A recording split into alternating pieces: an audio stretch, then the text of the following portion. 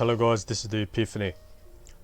In today's video I'm going to be comparing similar items within this game and explaining which item is better for what situation, because these items are items that are commonly used in PvP sets, and I've received questions about which one is better for which situation. So hopefully you learn by the end of today that in some situations it'll be better to use a particular item compared to another. Okay, the two that I'm going to start off with is the Acrostic Ring and the Barbaric Band. These items are similar because they both give strength and is usually used on strength characters such as Sacrias, Algonacs, Kras, Feckers. Heaps of strength people use these two rings. They're very common. And basically the difference here is that firstly the Acrostic Ring gives 100 more vitality than the Barbaric Band. It also gives 20 strength more than the Barbaric Band. In terms of the damage it's the same, but it gives about 5 more lock than the Barbaric Band and 10 AP reduction more. The Barbaric Band itself gives 7% air resistance, whereas the Acrostic Ring does not. It also gives some extra percent critical hits. It gives heals and it gives intelligence. So the verdict for these two items is that the Acrostic Ring is recommended for usage on a character that has AP reduction, such as a Fecker. In fact, a Kra can even use this item, since Kras do not really need high resist since they hit from range. A Barbaric Band will be more suitable for characters that are, tankier, such as an Algonac. I used the Barbaric Band when I was a strength Algonac because the 7% air resistance is quite important. So yeah. The next three items are the Water Dial, Honeycomb Shield and Ilizali Shield. These are similar items because they all give percent water resistance and they all give some form of damage, melee damage that is. So obviously the Water Dial's level 160, so it doesn't give as much, in terms of quality of stats compared to Honeycomb and Ilizali Shield, but we need to consider the negative effects of the shields when deciding to pick a particular shield to use. Firstly, these three shields have to be used on melee classes. As you can see, they give melee damage, so you wouldn't be using these shields on a Kra or on an Heliotrope because those characters hit from range. The melee damage for the Water Dial is 12% melee damage, but minus is 12% range damage, so this Water Dial should only be used by a character who hits in melee only, and that character could be a Sacria or an Algonac. Now I use this as an Algonac because I use my hammer a lot, and you see, if I was to use an Ilizali Shield, the hammer would have minus 15% weapon damage, which is not very good.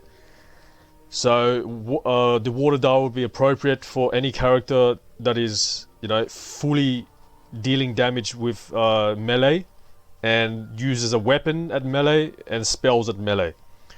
The Honeycomb Shield is for players who prefer to use a weapon more than their spells, because the 15% melee damage is quite nice for weapons and the minus 9% spell damage does not affect the weapon. So characters who decide to, use a weapon as the main source of damage should be using a Honeycomb Shield. That being said, the minus 9% spell damage, if you were to use a spell at close combat, the overall, balance here would actually be 6% damage increase in your spells, because 15% minus 9, as opposed to the Water Dial, which is, 12% melee damage. Yeah, so that the Water Dial is better for people who want to use weapons and spells.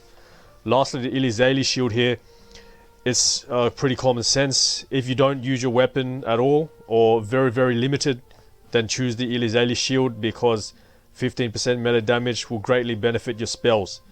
And the negative effect here will not affect your spell damage, as opposed to the Honeycomb Shield that minuses 9. And if you use a water dowel for spells, then it'll be 12% melee damage instead of 15.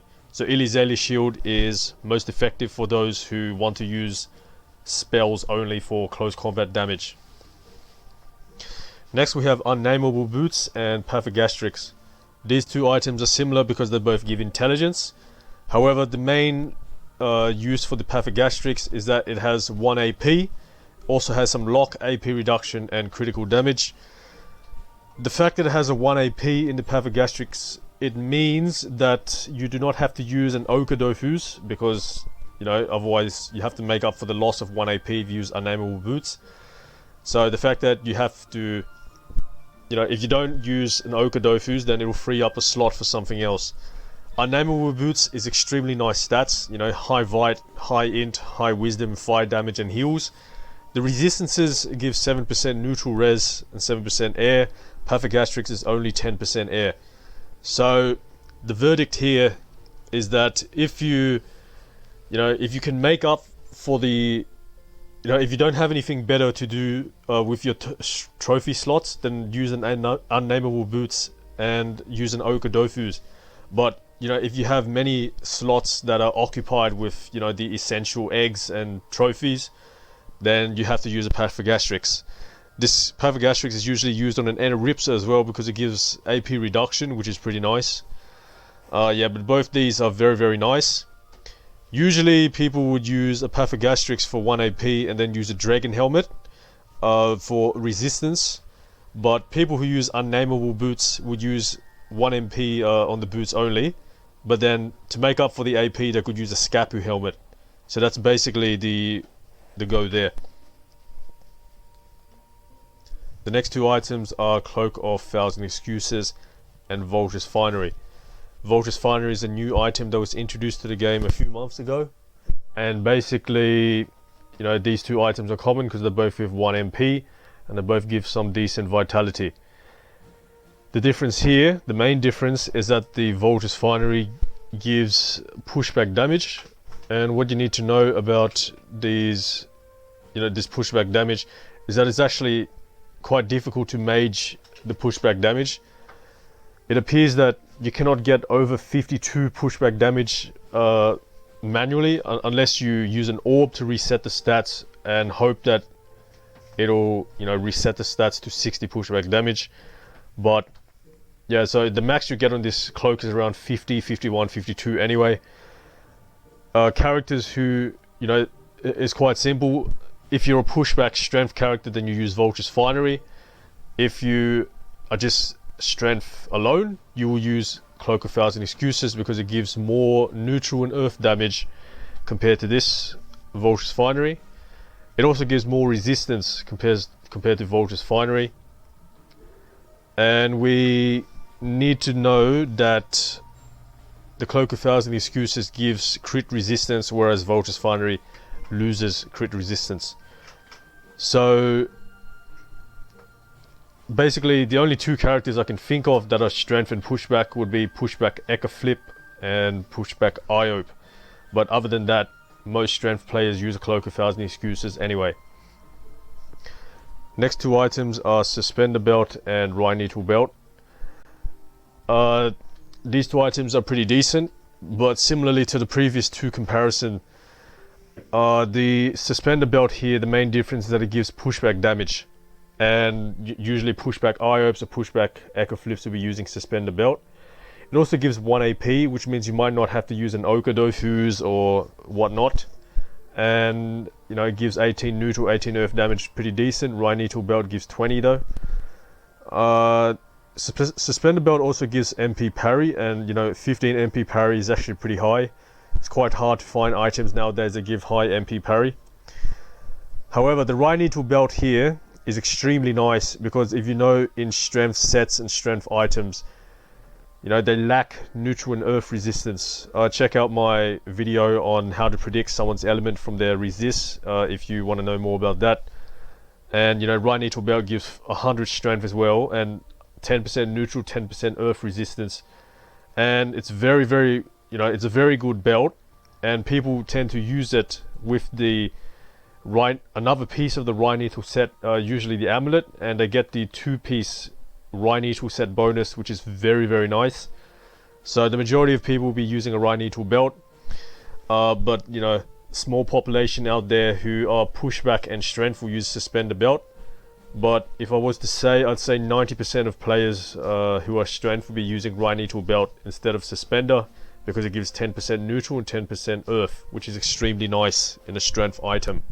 Also to mention, Suspender belt is a lot cheaper than Rhynie tool belt as well. The next two items are a Stalac shield and a Fourleaf. This is pretty common sense. Very, very similar stats: range damage, minus melee damage, minus melee damage. You know, if you need critical hits, then use a Fourleaf. You know, because power and dodge are quite similar in both of them as well. But in the Stalac shield, it doesn't have critical hits; it has crit resistance. So if you need crits, use a Fourleaf. If you don't need crits, use a Stalac shield. Quite simple. Alright, the next 3 items that I'll be showing are boots, ballerina boots, and shabby shoes. Now these items, you know, all pretty popular as well. Boots, ballerina boots, shabby boots, they are all 1 AP, 1 MP. That's why I'm comparing them together. Now you need to understand the difference between them though. There are some negative effects. Boots minus 10 dodge, ballerina boots minus AP parry, shabby boots minus 1 range. So starting with shabby boots, you know that I used it on my strength Algonac back in the days. Any character who does not care about range, so any close combat character that is strength, such as an Iope or an Algonac, they should be using a shabby boots. It gives high resist, it gives nice damage, it gives dodge. You know, it's a pretty good boots. You know, 1 AP, 1 MP. The fact that it gives 1 AP, you know, all of these give 1 AP actually, but it means you don't have to use an Dofus or a Shaker or, you know, something to make up for the 1 AP when you're trying to reach 11 AP. Ballerina boots is similar, gives 60 strength just like shabby, gives agility as well. It gives dodge, which is pretty nice. It gives crit resistance as well. It gives water resistance, just like shabby boots, but no air resistance. So if you care about range, then you should be using ballerina boots. If you are agility and you want to use ballerina boots as well, that's also a good option, because using 1 AP there, and you also have a Mino belt in the set, which is 1 AP, means you don't have to use an Dofus at all. Now the boots here is not as common as these two, but it basically gives 1 range. So if you're Omni, or if you're, you know, looking for a boots that has 1 AP, 1 MP and 1 range, then this would be the good option to choose. Gives 10% air resistance, which is not too bad as well. Yeah, so the verdict: shabby boots for close combat characters that don't care about range. Ballerina boots for agility or strength characters that do care about range, since there's no minus range here. Boots for Omni characters that definitely want range. Yeah, so that's obviously up to you. The next 2 items are Celebring and Palquatnos Ring. Both of them give 1 MP, but Palquatnos gives 1 range. The resistances are different as well. Palquatnos earth and air, Celebring fire and water. You know, but the main thing here is that the Celebring gives 40 power, which is equivalent to 40 strength, agility, int, and chance. Palquatnos does not, but it does give 1 range. So there's not much to say about these items. You pretty much choose them if you need whatever they give. The verdict here is that usually Palquatnos Ring, because it gives lock, is used on a Panda lock set or a Sacria lock set, since it gives no damage. Celebring gives power, so it can be used on any set actually, because power can be used on any element. But I know for sure that AP Reduction Kras use this ring, so that they don't have to use a Nomad or a Vultus, because it gives 1 MP. Yep. The next 2 items I'm comparing is a Mantax and a Dark Quartz Shovel. Now, These two items are very similar. Firstly, I need to mention that the man tax costs about 3 million karmas more than a Dark Court shovel. And, you know, they give similar stats as well. AP parry, air damage, agility, 10% water in both of them. But the difference here is that Mantax gives more vitality, it gives dodge, whereas Dark Court Shovel is minus dodge. Mantax gives crit res, Dark Court gives pushback res. Dark Court Shovel also gives 10% earth, which the Mantax does not, and it also gives 1 range, and 3% crit. So you notice that the AP cost for Dark Court Shovel is 6 AP, Mantax is 5 AP, so you have to be wise when choosing an agility weapon. From what I can see, the majority of people who use the Dark Court Shovel is just for the stats, such as some agility Sacrias. You know, they need 6 range in their set, so they use this item, and they don't actually attack with the item at all, hence why they use an Ilizali shield for the, you know, the melee damage increasing, where their spells can do more damage, like I explained earlier. The Mantax here, it deals damage in 2 components, so if you have a lot of air damage, it will actually benefit this quite a lot. It also steals some HP, so it's a bit of healing for yourself. Yeah, so the verdict here, you know, you got to pick what you need. If you just need the stats, you know, high resist, range, you know, then pick a Dark Court Shovel. But if you're actually looking to deal damage and maybe steal a bit of HP, then use the Mantax for sure. Right now in my Upper Mage set, I'm using the Mantax that I broke the AP for sync in a few videos ago. It's very nice. You know, definitely suits me. Does nice damage, can heal me a bit as well. So yeah, but it's honestly up to you guys. The next 2 items are an Inky Veil and a Odin Cloak. Alright. I actually own these 2 Inky Veils. I own these 2 items, the Inky Veil and Odin Cloak. Just ignore the fact that it's Exo Mage. Focus on the max range of stats here. So Odin Cloak gives 10% air. Inky Veil also gives 10% fire and 10% water. That's the difference. Odin gives 2 range. Inky gives 1 range. Odin gives 80 int. Inky Veil gives 70 int. Odin gives heals, lock, and MP parry. Inky Veil does not. The Odin also gives 15 fire damage, and Inky Veil just gives a max of 10 standard damage. So Inky Veil here, it's very, very rare to see a strength player use this item, even though it gives 70 strength, because strength players will be using Cloak 1000 Excuses. So this item is usually used by intelligence players, but you see, as the only benefit of Inky Veil compared to Odin is that it gives 10% fire and 10% water, whereas Odin does not. So the verdict here is that if you don't need the 1 AP, the 1 range, the heals, the lock, MP parry, but you're looking to get resistance, so 10% fire, 10% water, pick Inky Veil. But if you actually need the 1 AP, it's quite useful. If you use it, then you don't have to use an Ochre Dofus. Then feel free to use Odin Cloak. A common thing I see here is that Inky Veil is usually used with a Scapu helmet. So you get the AP from the Scapu helmet, no AP on the Inky Veil obviously. Or a Odin Cloak, you know, which gives higher int and damage, is used in conjunction with a Dragon helmet.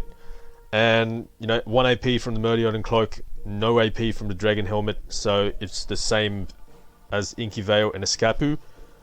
So the fact that you have high stats from the Odin Cloak, you know, like high fire damage, high int, wisdom, heals and such, you can make up for the loss of intelligence in the Scapu helmet by using a Dragon helmet.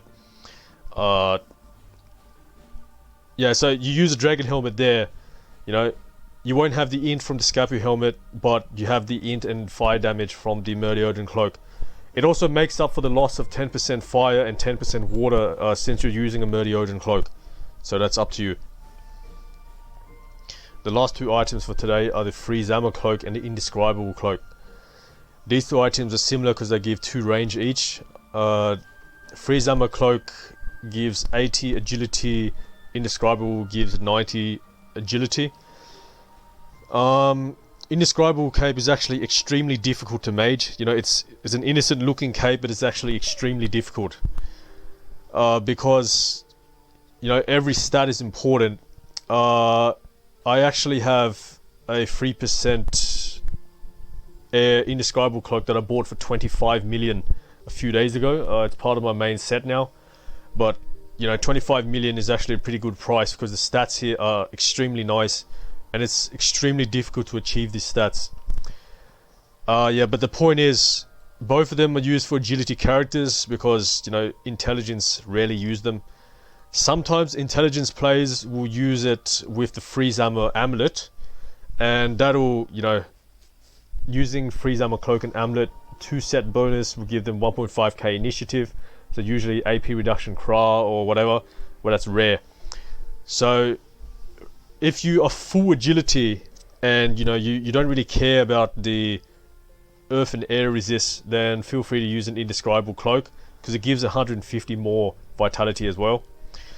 However, if you are lacking on earth and lacking on air resistance, then it will be appropriate to use the freeze armor cloak. But majority of players who are agility will use an indescribable cloak because it gives higher air damage, higher agility, higher vitality as well, higher wisdom. Yeah, so it's honestly up to you. If you know you need the resistance, then use the freeze armor cloak. Alright, that concludes the video for today. If you have any questions about any of the items that I mentioned, ask me in the description box below and I'll be sure to answer. I hope you learn a thing about the, you know, similar items in this game, especially when you are trying to choose, you know, or build a level 200 endgame set. It's very important that you get the choices correct depending on what type of character you are and what type of build you are. So if you have any other questions that were not related to items in this video, also let me know below. Thanks for watching and I'll see you at the next video.